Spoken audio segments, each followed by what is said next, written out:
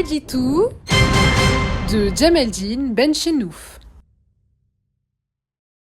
Salam alaikum, Azzulfillaoun, bonsoir.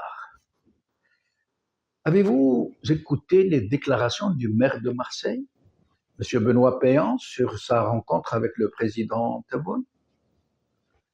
Un petit morceau d'anthologie politique qui va certainement rejoindre d'autres exploits du genre en termes de mépris et de condescendance pour les peuples et qui se cache sous les oripeaux très opportuns de la raison d'État pour pouvoir servir de petits despotes qui cherchent à se faire mousser à moindre prix. La déclaration, la très étonnante déclaration du maire de Marseille sur le perron de la présidence algérienne a fait remonter du fond de ma mémoire, là où je stocke des choses pas très belles et que je vais oublier, l'a fait remonter cette autre prestation d'un autre homme politique français, le président Hollande, dans sa désormais fameuse allocution sur l'alacrité du président Bouteflika al-Bira. Rappelez-vous. Alors, pour bien poser le cadre du décor, dans ce grand guignol politico-diplomatique, nous allons écouter les deux prestations, celle de M. Hollande et celle de M. Payan. La déclaration du maire de Marseille, très très curieusement, est introuvable dans sa version originale, c'est-à-dire en français. J'ai eu beau chercher, jusque dans le site du maire de Marseille, jusque dans tous les réseaux sociaux, rien. Pourtant, il y avait des dizaines de médias à être face à lui pour le filmer, l'enregistrer, etc. Comme si cette version en français avait été sciemment occultée, retirée du circuit, comme si elle n'avait été réservée qu'au seul public algérien, et en fait, nous n'avons pu accéder qu'à la version de l'APS, l'Agence Presse Service, l'Agence officielle d'Algérie, qu'il a donc doublée en arabe.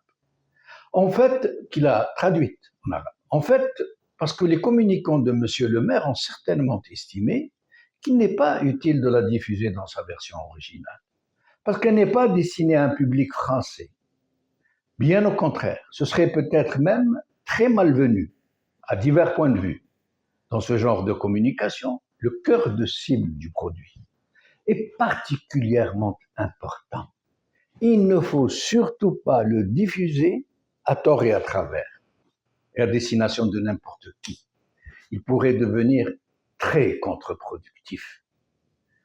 Ce qui explique pourquoi tous les médias algériens ont fait un buzz de ce très banal événement, au moment où la presse française, voire même la communication de Monsieur le maire de Marseille, l'ont quasiment totalement ignoré, dans ce sens qu'ils ne l'ont pas relayé. Rien, même pas dans les faits divers avec les chiens écrasés.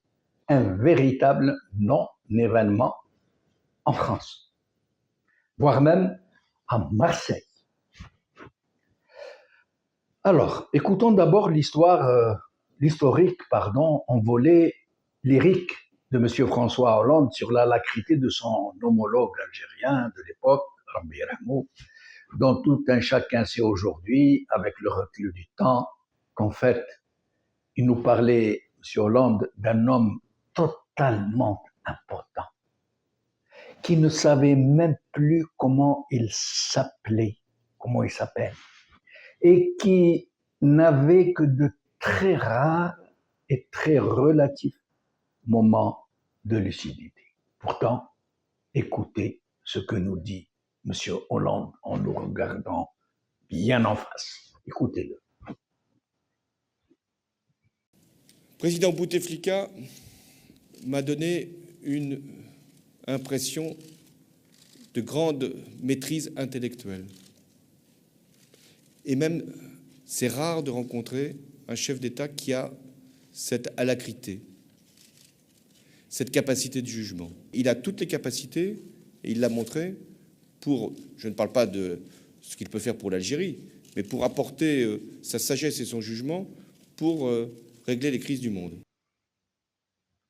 Maintenant, nous allons écouter celle du maire de Marseille. D'abord, je veux noter l'honneur qui إنه لشرف كبير بالنسبة لي أن أحظى بدعوة لزيارة الجزائر والعاصمة. اللقاء كان حارا مع السيد رئيس الجمهورية الجزائرية الذي يؤمن بالمستقبل. الرئيس الجزائري رجل فخور، كما تم التطرق مع السيد الرئيس للوضع في العالم. تطرقنا إلى المستجدات والتطورات الحاصلة في العالم. تطرقنا أيضا لهذه الزيارة التي تقودنا إلى الجزائر والتي تعد بالنسبة لنا جد مهمة.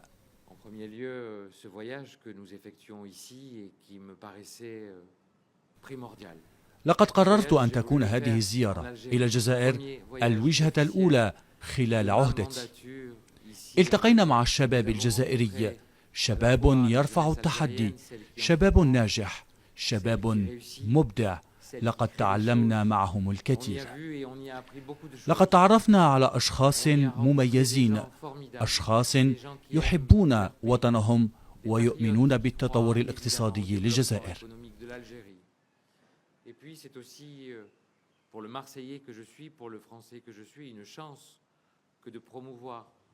بالنسبة لي كمواطن من مرسيليا وكفرنسي، تعد هذه الزيارة فرصة لحث أرباب الأعمال للتقرب أكثر. من خلال هذا اللقاء نلمس أن السيد الرئيس هو شخص ملم بالتاريخ وتفاصيله. السيد الرئيس يحمل رؤية رائعة لمستقبل بلده.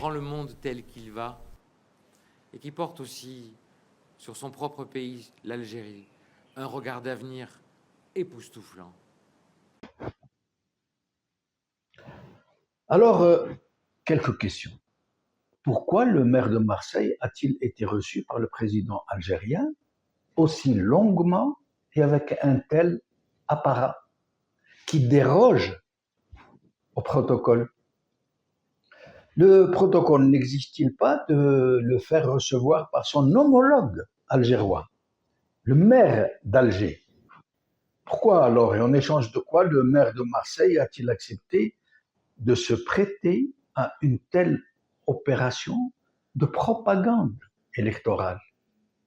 Et pourquoi s'est-il livré à une telle flagornerie à l'endroit d'un président dont il n'est pas sans savoir qu'il se prépare à s'auto-succéder de façon illégitime, comme la première? Pourquoi son propre site d'information et les médias français qui lui sont un tant soit peu favorables n'ont-ils pas relayé ce qui, dans sa bouche, est pourtant un événement historique? Pourquoi n'a-t-il pas donné pour le peuple français la moindre petite clameur à cette déclaration d'Alger? Pourquoi pas un mot sur les Harraga, dont il sait pourtant que sa ville, Marseille, est leur première destination finale, que des dizaines de milliers y ont débarqué au cours de ces dernières années, qu'un plus grand nombre encore s'apprête à le faire, et que cette problématique pèse beaucoup sur les équilibres de sa ville et de ses électeurs? Pourquoi alors n'en a-t-il pas parlé au président Tebboune?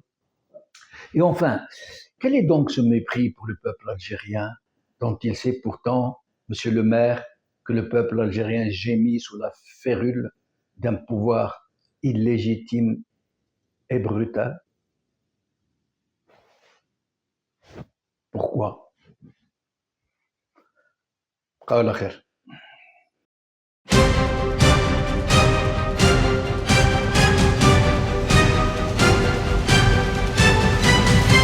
L'édito de Djemeldine Benchenouf.